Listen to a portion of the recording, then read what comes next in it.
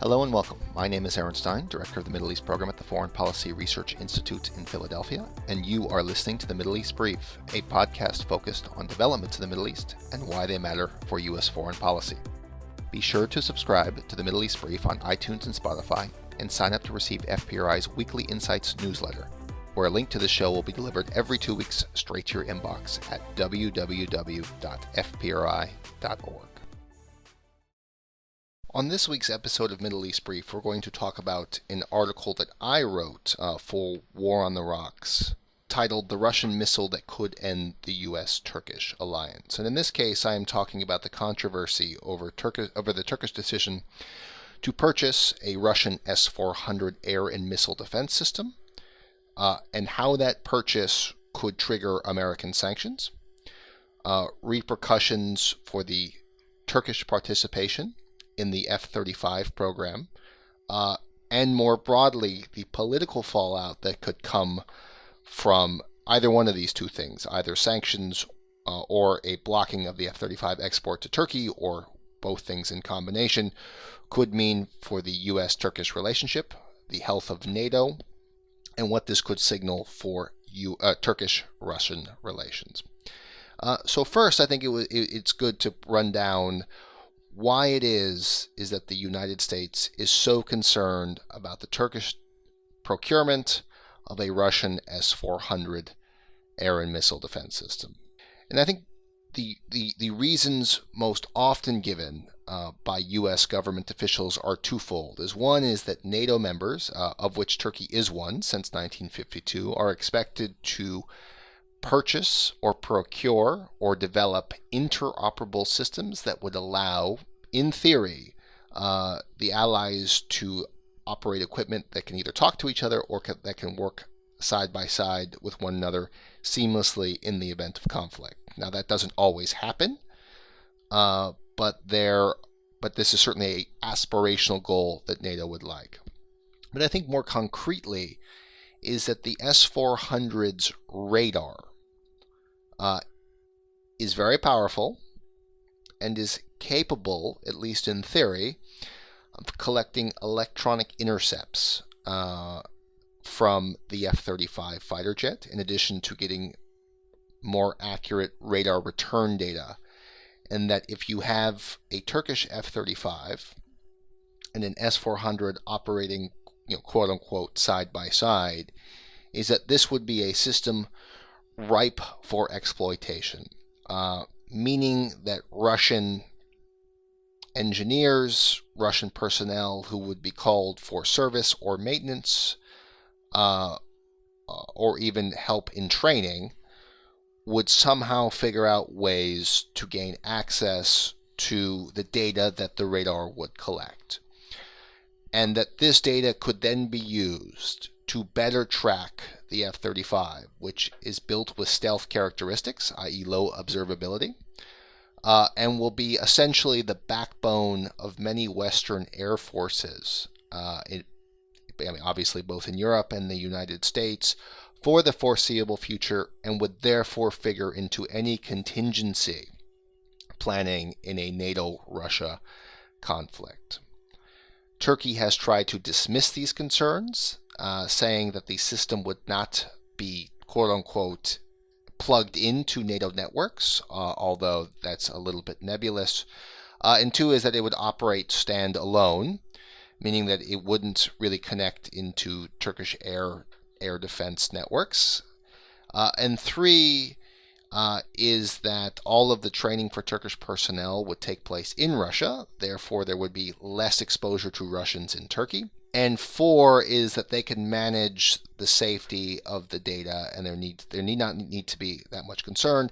And five is that other NATO members, particularly in the Baltic states, have legacy Soviet equipment that is similar to the S-400, and it has not caused problems.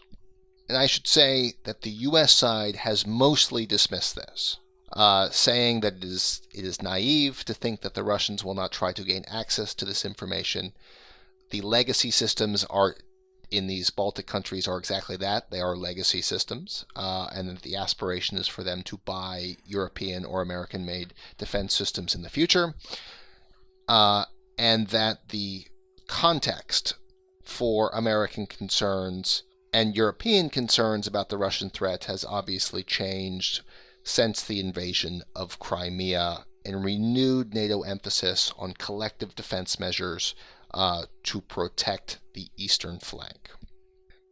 The second concern that comes out of the U.S. is something that's linked to sanctions legislation called the Countering America's Adversaries Through Sanctions Act. And within that, there's a section called C.231, which demands the imposition of a set list of sanctions upon countries that do business with entities linked to the Russian Ministry of Defense and National Intelligence. And now this piece of legislation was passed in reaction to congressional concerns that President Trump was willing to negotiate away American sanctions in return for a better relationship with the Russian Federation, and therefore Congress had to step in and act to prevent this outcome. One concern that C.231 has raised is that the sanctions, the mandated sanctions on cooperation on countries that cooperate or purchase Russian military hardware could complicate American partnerships in the case of India, or allies in the case of Turkey. This is something to be watched, but by all accounts, CATSA will be triggered upon the delivery of S-400 to Turkey. And the Turkish officials have been quite clear that that will be in July 2019, with an expected begin of operations in October 2019. So the question about sanctions looms large, and what the political fallout will be. And then linked to this is that in addition to the CATSA sanctions, is that the U.S. in particular should take steps to protect the F-35. And in doing so, if Turkey does import the S-400, then the United States should block the transfer of the F-35 to Turkey. That transfer is supposed to take place in November 2019. As I speak, there are Turkish pilots at Luke Air Force Base flying 2 F-35s that have the Turkish Air Force insignia on it, and they are nominally Turkish F-35s, although they do not become Turkish owned until they land in Turkey, and that's supposed to be in November 2019. There are also Turkish maintenance and training maintenance personnel, I should say, at Eglin Air Force Base in Florida. And so clearly there is already a Turkish footprint on this program, and denying the jet would be difficult and politically contentious. Made even more contentious by the fact that the F-35 is a consortium. Turkey is a paying member into that consortium. And because of that, F-35 has already had the export license given to it, so there is no congressional role at this point to block this. It is not a foreign military sale. Turkey is a member of the F-35 program. And so Congress would be inserting its authority into the future export of the jet, and this would almost certainly prompt Turkish countermoves, perhaps leading to arbitration or demands for their money back. It's a little bit unclear, actually. And then finally, because Turkey is a member of the consortium, aerospace firms in Turkey do make parts for the F-35, some of which are single source parts, i.e. there is not a US-based company that makes those parts. And so the potential removal of Turkey from the F-35 program would mean that the US would have to find other suppliers for those parts, and there could be secondary repercussions for the delivery of the jet to European countries in particular. And finally, Turkey is the European home for engine maintenance, and that would also have to be dealt with. So this is clearly not an easy problem, but something that the U.S., as part of language in 2 recent Appropriations Act, has been looking at in preparation for this potential eventuality of trying to remove Turkey from the program. Ankara, for its part, has said you simply cannot remove us. We have invested over $1 billion in this program, and we do fully expect to take these jets, to take ownership of these jets, whether or not the S-400 is delivered at all.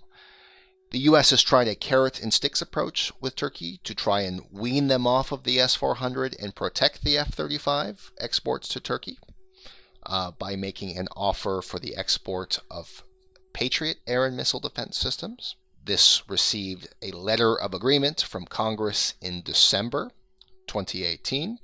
The talks that took place after the letter of agreement between late December and into January up until the present in March 2019 have thus far been inconclusive, with Turkish governments leaking to friendly reporters that the American offer is a quote-unquote mess, and in their language does not offer as better financing terms as the Russians.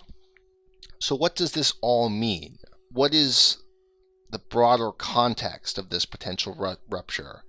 And I think it needs to be placed within the context of the severe deterioration of the U.S.-Turkish relationship.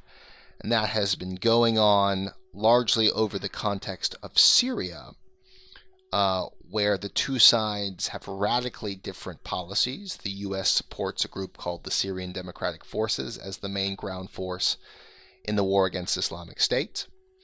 The SDF is primarily Kurdish, and the group that is the backbone of the SDF is the Syrian affiliate of the Kurdistan Workers' Party, an insurgent group that the U.S., Europe, and Turkey all list as a terrorist group that has been active in southeast Turkey quite violently since the early 1980s. This is obviously a clear disagreement. Ankara would have preferred the U.S. not to support the SDF, and for this reason has had its severe reservations about how to prosecute the war against Islamic State in Syria.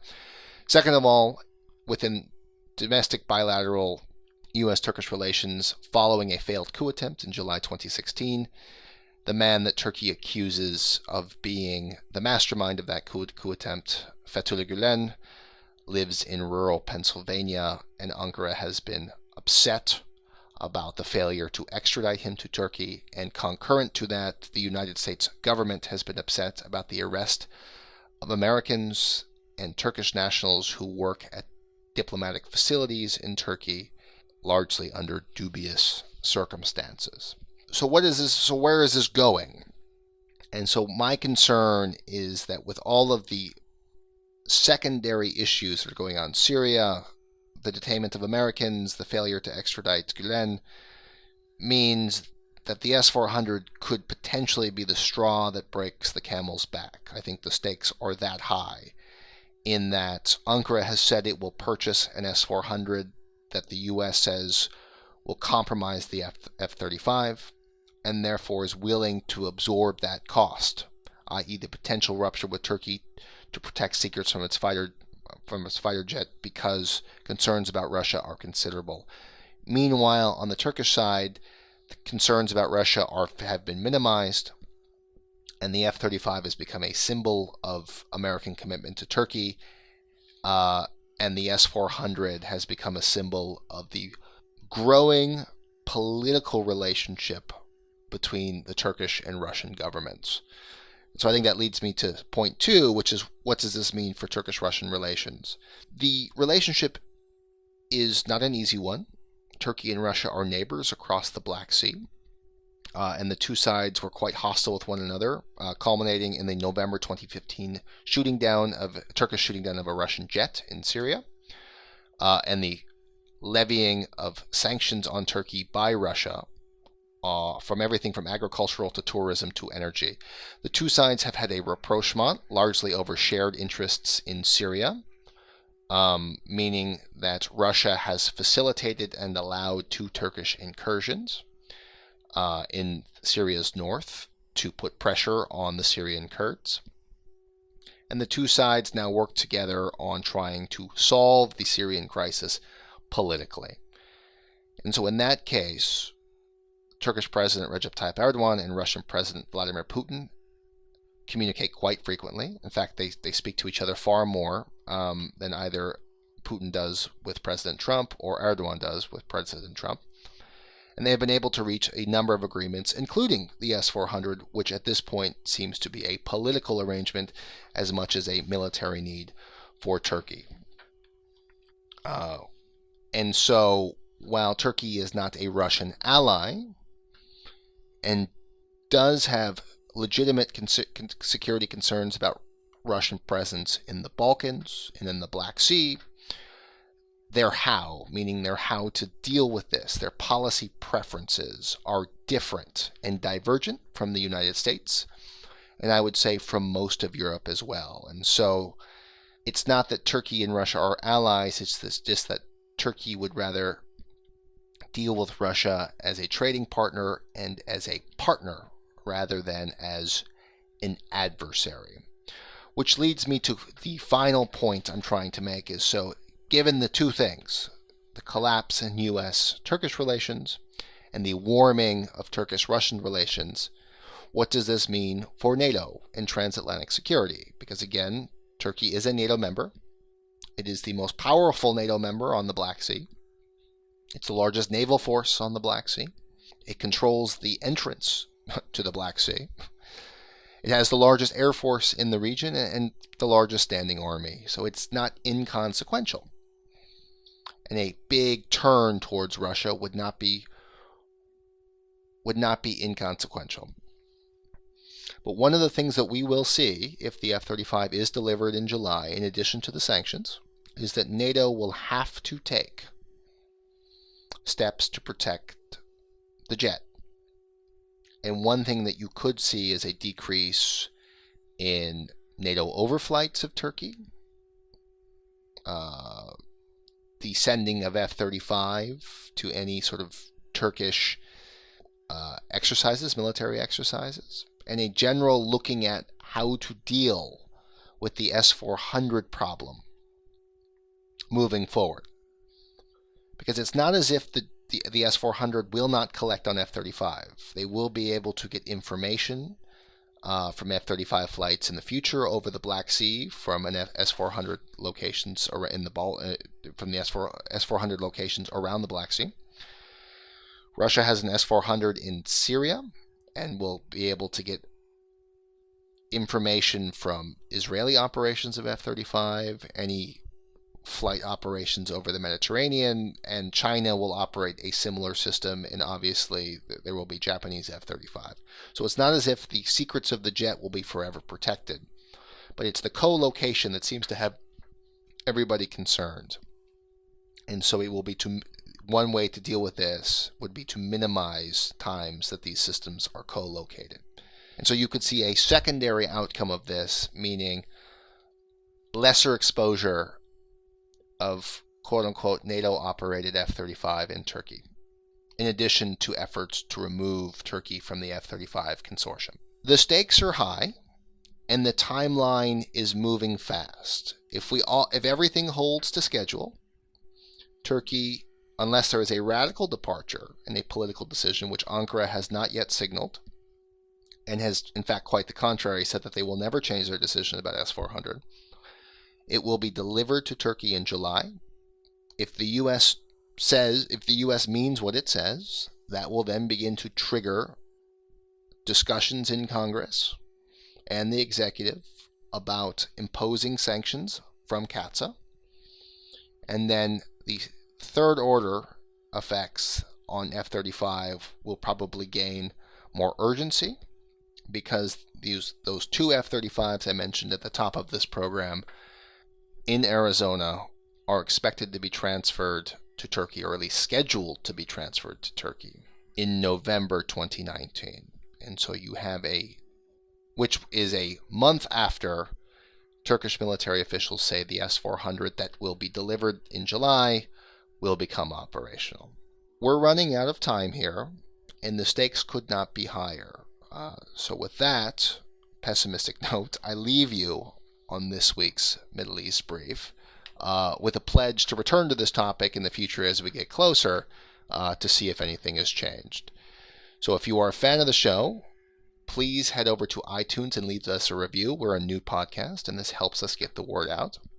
And two, if you would like to have a link to this podcast delivered to you upon publication every other Monday, head to fpri.org and sign up for our newsletter.